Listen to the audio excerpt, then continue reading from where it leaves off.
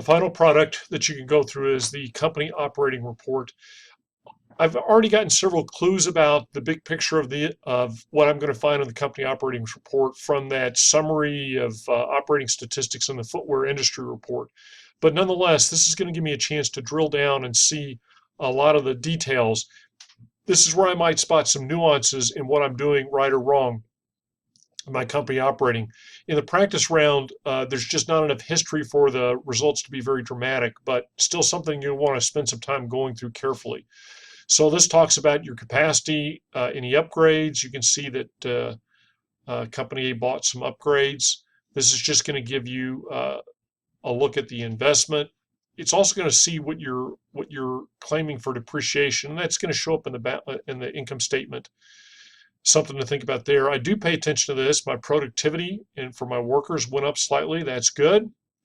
My compensation went up by potentially an even greater amount. That will be a little bit worrisome if I'm growing my compensation faster than my productivity. That's not going to be a good sign long term. This talks about my best practices training. This shows what I manufactured. I kept my plants good and busy. I sold. I produced. Fully produced my factories. I maxed out um, production with in my North America plant with private label. Didn't fully max out my overtime in Asia Pacific, but nonetheless, I did a nice job of running my plants at capacity. You can see 109% overall, and that's going to mean good things for my costs. Keeping your plants humming is important. As you get down into these are going to perhaps be where you can spot some key trends. If you start to go high models, you're going to see that in the production run setup, and you're going to have to see whether you can keep that under control. Talks about Six Sigma and these sorts of things.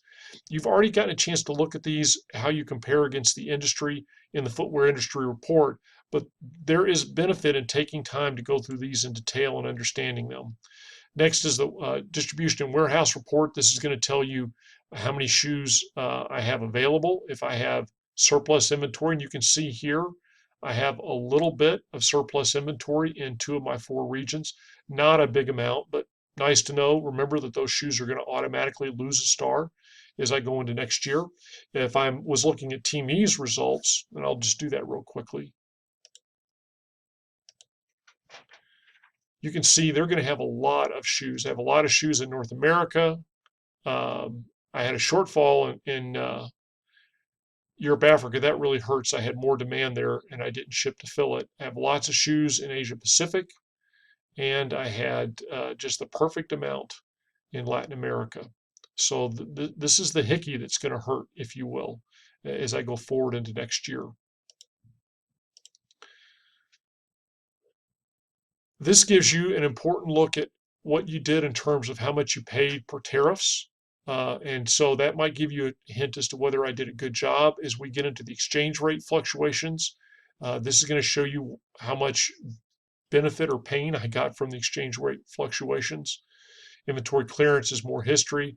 Warehouse operating expense, there's nothing you can really do to control it. It's just, did I manage this as smartly as I could in terms of how I chose to ship my shoes? Now, as I get into this page, this is going to let me start to see a little bit more detail on why my cost and my profit per pair are what they were.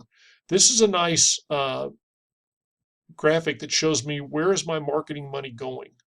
Um, and so advertising is a big chunk of it, but this other is also a part of it. And it's nice to see that broken out. Private label, again, you can see how you did things and how that all worked, and ultimately what your margins were.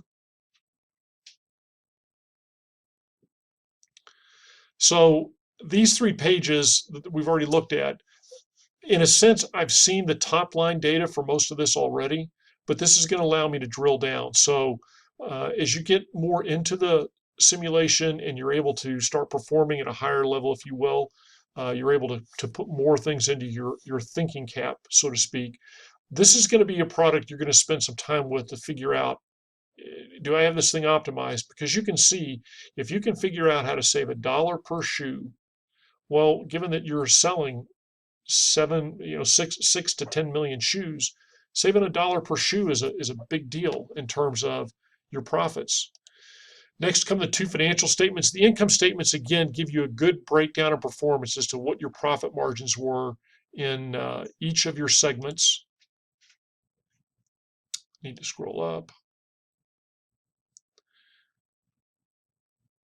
And so that's, again, nice information. I've seen the top line stuff before. This may allow me to drill in and find out something new.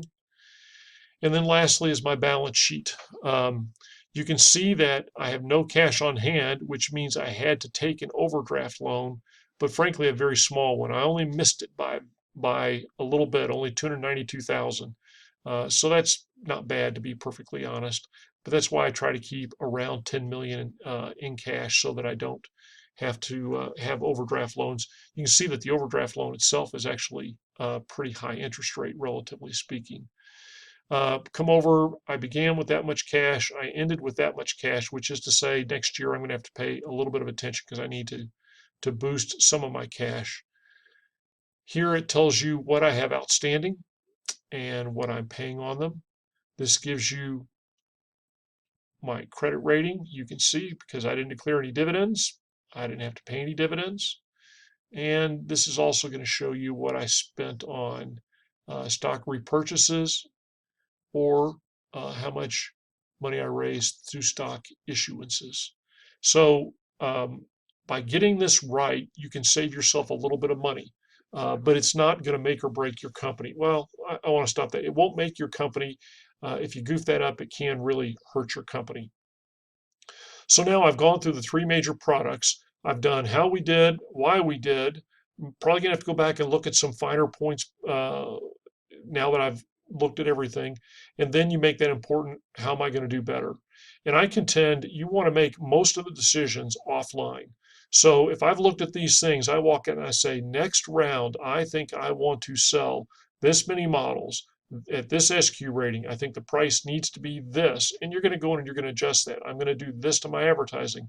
I'm going to figure out what I'm going to bid on my celebrities. I really make all those decisions offline. And then when I log into the computer, I'm simply implementing them and then getting that overall picture to see whether it works. The sense I want you to get is that you just don't sit down and say, well, what do I want to do? The answer to those questions are based on a lot of analysis that you dive into. I hope you find this helpful. Keep in mind that practice round 2 is available in the system. We will wipe it free, wipe everything clean. I think the Magic Data Reset is Monday night, and then we'll meet in the classroom Wednesday night, have a couple of strategic talks, and then you'll have the rest of the evening to finish up your decision inputs, and that'll give me a chance to answer any questions you might have. Good luck.